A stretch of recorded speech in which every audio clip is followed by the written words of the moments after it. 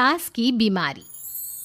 शादी के ठीक बाद नेहा की सास की तबीयत बहुत खराब हो गई। बताइए क्या हुआ है आपको? बेटे की शादी थी तो थकान हो गई। मौसम बदल रहा है तो जुकाम और बुखार हो गया। ऊपर से बहू के घर का खाना पता नहीं कैसा था कि पेट भी खराब हो गया। खाना तो बहुत बढ़िया था डॉक्टर साहब, सारे रिश्तेदार तारीफ कर रहे थे। रोहित की माँ इतनी कमज़ोर है कि जरा से में बीमार पड़ जाती है। डॉक्टर साहब आप सारी जांच करके देखिए, मुझे ऐसी क्या बीमारी है कि मेरी तबीयत ठीक ही नहीं रहती। फिलहाल तो ज़्यादा कुछ नहीं है, पहले आपके ज़ुकाम बुखार और पेट का इलाज कर लेते हैं, फिर बाकी के टेस्ट करवा लेंगे। अभी आप ये दवाइयाँ ले आइए। पिताजी मैं डॉक्टर साहब को छोड़कर और दवाइयाँ लेकर आता हूँ। माँ जी तो बीमार थी, इसलिए नेहा ने किचन संभाल लिया। माँ जी अब आपकी तबीयत कैसी है? पहले से ठीक है। आप बैठिए, मैं खाना लगाती हूँ। तेरे बाबूजी और रोहित ने खाना खा लिया? रोहित तो टिफिन लेकर ऑफिस गए हैं माँ, और बाबूजी ने खाना खा लिया है। आप शुरू कीजिए। यह क्या, खाने में इतना तेल इतने मसाले? अरे अभी अभी तो तबीयत ठीक हुई है मेरी, तुम क्या मुझे वापस बीमार करना चाहती हो? नहीं माँ जी, ऐसा नहीं है। क्या हुआ? देखो ये बहू ने कैसा खाना बनाया है। खाना तो बहुत ही स्वादिष्ट था। अरे मैं ये खाना खाऊंगी तो बीमार हो जाऊंगी ना।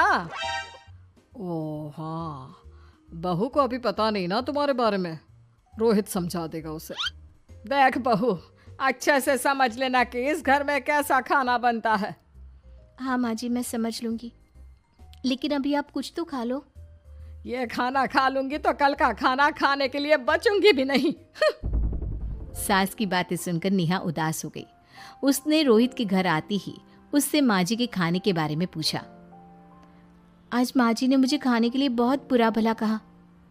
माँ को मसालेदार और तेल घी वाला खाना सूट नहीं करता, वो बीमार पड़ जाती हैं। ऐसी क्या बीमारी है माँ जी को? पता नहीं, आज तक कई डॉक्टरों को दिखाया, कितने टेस्ट करवाए, लेकिन कोई बीमारी पकड़ में ही नहीं आई। नेहा को कुछ समझ में तो नहीं आया, लेकिन उसने अपनी सास के हिसाब का खाना बनाना सीख लिया। माँ जी आज तो खाना ठीक है ना? खाना तो ठीक है, लेकिन ये मुआ रेडियो क्यों चल रहा है इतनी तेज आवाज में? वो माँ जी मैं अकेले काम करते करते बोर हो रही थी ना, तो टाइम पास करने के लिए चला दिया। तेरा इस टाइम पास के चक्कर में मेरा सर दर्द से फटने लगा है। तेज आवाज से मुझे माइग्रेन हो जाता है। सॉरी माँ जी, मुझे पता नहीं था। तुम्हें जब तक सब पता चलेगा तब तक मैं तो भगवान के पास ही पहुंच जाऊंगी। नहीं नहीं, ऐसा मत कहिए ना माँ जी। अब मैं कहीं भूख से ही ना मर जाऊं। खाना मेरे कमरे में रख दो। बेचारी नेहा, उस दिन उसे बहुत दुख हुआ। नेहा तुम रो क्यों रही हो? आज माँ जी ने मुझे बहुत बुरा भला कहा, मैं तो सिर्फ रेडियो सुन रही थी। ओहो, तुम माँ की बातों का बुरा मत मानो, उन्हें तेज आवाज से सर दर्द होने लगता है, दर्द की वजह से बोल दिया होगा कुछ। लेकिन मुझे तो ये सब पता ही नहीं था ना, इसलिए बाबूजी ने मुझे पहले ही फोन करके सब कुछ बता दिया, और मैं तुम्हारे लिए ये हेडफोन लाया हूँ। अब तुम अपने गाने भी सुन सकती हो और माँ को परेशानी भी नहीं होगी। ये सिर्फ एक बात का हाल है, लेकिन माँ को तो हर चीज से परेशानी है। अब क्या कर सकते हैं, माँ बीमार ही इतनी रहती है। लेकिन माँ को ऐसी कौन सी बीमारी है? तुम्हें बताया तो था, किसी भी डॉक्टर को माँ की बीमारी समझ में नहीं आ रही। अब तुम भी ये सब सोचना छोड़ दो, ये हेडफोन लो और अपने पसंद के गाने सुनो। रोहित के गिफ्ट से नेहा की एक परेशानी तो दूर हो गई, लेकिन उसके मन में कई सवाल खड़े हो गए। आज मैं देर से उठाऊं या तुम जल्दी उठ गई? वो माँ जी को कल रात भर सर दर्द हुआ ना, तो जल्दी उठकर उनकी जगह मैंने पूजा कर दी। अरे वाह, अच्छा अच्छा, हे भगवान, ये किसकी करामत है? ये तो माँ जी की आवाज है। चलो चल के देखते हैं। क्या हुआ माँ? अच्छा, यह घर में गुलाब कौन लाया? मुझे नहीं पता, मैं तो अभी उठा हूँ। माँ जी आप कल रात भर सो नहीं पाई, तो मैंने जल्दी उठकर पूजा पाठ किया। घर में फूल नहीं थे ना, तो मैं बाजार से गुलाब के फूल ले आई। नेहा, माँ को गुलाब के फूल की एलर्जी है। अब मुझे ये कैसे पता होगा? अच्छा, तुझे कुछ पता नहीं तो तू वही काम क्यों करती है जिससे मेरी तबीयत खराब हो जाए? रोहित के बाबूजी, ये बहू मेरी जान लेना चाहती है। माँ जी, मुझे ऐसा करके क्या मिलेगा? वो तो तुझे ही पता, लेकिन कुछ तो है। रोहित की माँ, बस करो। बेचारी बहू को कुछ पता ही नहीं है, बस इसलिए उससे गलती हो जाती है। जाओ तुम कमरे में। बहू, तुम रोहित की माँ का बुरा मत मानो। वो अपनी बीमारियों से इतनी परेशान है कि उल्टा सीधा बोल देती है। नहीं नहीं बाबूजी, मुझे बुरा नहीं लग रहा, मुझे चिंता हो रही है माँ जी की बीमारी की। ये बताइए कि माँ जी को ऐसी प्रॉब्लम्स कब से होने लगी? शादी के 6-7 महीने बाद से। बाबूजी, तब घर का माहौल कैसा था? अरे भरा पूरा परिवार था। मेरे बाबूजी, माँ, काका, काकी, मेरे दोनों बड़े भाई, दोनों भाभियाँ, दोनों के 2-2 बच्चे हैं, एक छोटा भाई और एक बहन। सब साथ रहते थे। इतना बड़ा परिवार? हाँ, मैं जब 10 साल का हुआ ना, तब पापा का ट्रांसफर यहाँ हुआ। उसके पहले तक तो हमारी जॉइंट फैमिली ही थी।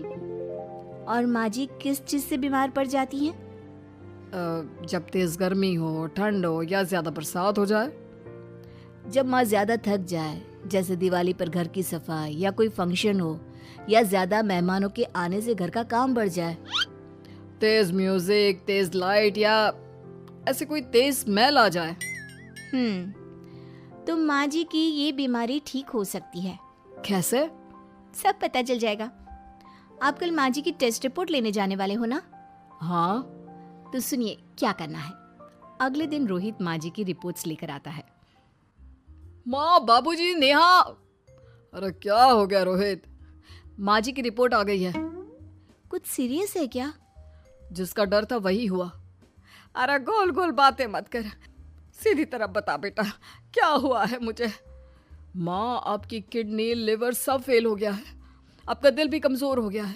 डॉक्टर ने कहा है कि आपके पास सिर्फ 1 महीना बचा है। ये क्या बक रहा है? ऐसा हो ही नहीं सकता। मुझे लग ही नहीं रहा कि मैं इतनी बीमार हूँ। लेकिन माँ जी, रिपोर्ट झूठी तो नहीं हो सकती ना? हाँ, माँ को 20 साल की उम्र से बीमारी लग गई थी, लेकिन कोई डॉक्टर पकड़ नहीं पाया और अब ये बीमारियां बहुत ज़्यादा बढ़ गई हैं। हाँ रोहित की माँ, तुम्हें याद है शादी के 6 महीने बाद से तुम बीमार रहने लगी थी। अरे लेकिन वो अलग था, मुझे ऐसे कोई बीमारी नहीं हो सकती। ये तुम कैसे कह सकती हो माँ? हाँ, तुम उस वक्त बीमार पड़ी थी ना, और अब डॉक्टर भी यही कह रहे हैं, तो सच ही तो होगा। और आप तभी से बीमार ही तो रहती आई हैं। अरे लेकिन तब मैं बीमार थी ही नहीं। क्या मतलब? अरे तब मैं बीमारी का नाटक करती थी, मुझे कुछ नहीं हुआ था। ये क्या बोल रही हो? हाँ, घर में इतने सारे लोग थे और सबसे छोटी बहू मैं थी, तो सारा काम मुझे करना पड़ता, इसलिए काम से बचने के लिए मैं नाटक करने लगी। लेकिन आपको अभी भी वही बीमारियां होती है ना माँ? हाँ, अगर नाटक था तो ये प्रॉब्लम तुम्हें अभी क्यों होती है? इसका जवाब मैं देती हूँ। माँ जी कई महीनों तक नाटक करती रही, इसलिए इनके दिमाग ने धीरे धीरे इस झूठ को सच मान लिया और इनका दिमाग उन बीमारियों का एहसास कराने लगा। हैं? ऐसे भी होता है क्या? हाँ माँ जी, इसे प्लेसिबो इफेक्ट कहते हैं। जब आप बात बात पर बीमार पड़ने लगी तो मैंने अपने मामा से बात की जो एक साइकोलॉजिस्ट है। उन्होंने बताया मुझे। तो ये रिपोर्ट्स? मैंने झूठी रिपोर्ट बनवाई थी नेहा के कहने पर, ताकि आप सच बताएं। यानी मुझे कुछ नहीं हुआ? नहीं माँ जी, और आपकी इस प्रॉब्लम का भी सोल्यूशन है। हम किसी अच्छे साइकोलॉजिस्ट को दिखाएंगे और आप जल्द ही ठीक हो जाएंगी। वाह बहू, मैंने तुझे इतना भला बुरा कहा और तूने मेरी जिंदगी भर की तकलीफें दूर कर दी। थैंक यू और सॉरी बहू। अरे मुझे भी तो सॉरी कहो, पूरी जिंदगी तुम्हारी सेवा की है, वो भी झूठ मूठ की बीमारी के लिए। हाँ हाँ, आप भी माफ कर दो मुझे, बस सॉरी। तो इस तरह नेहा ने अपनी सास की बीमारी पकड़ भी ली और ठीक भी कर दी।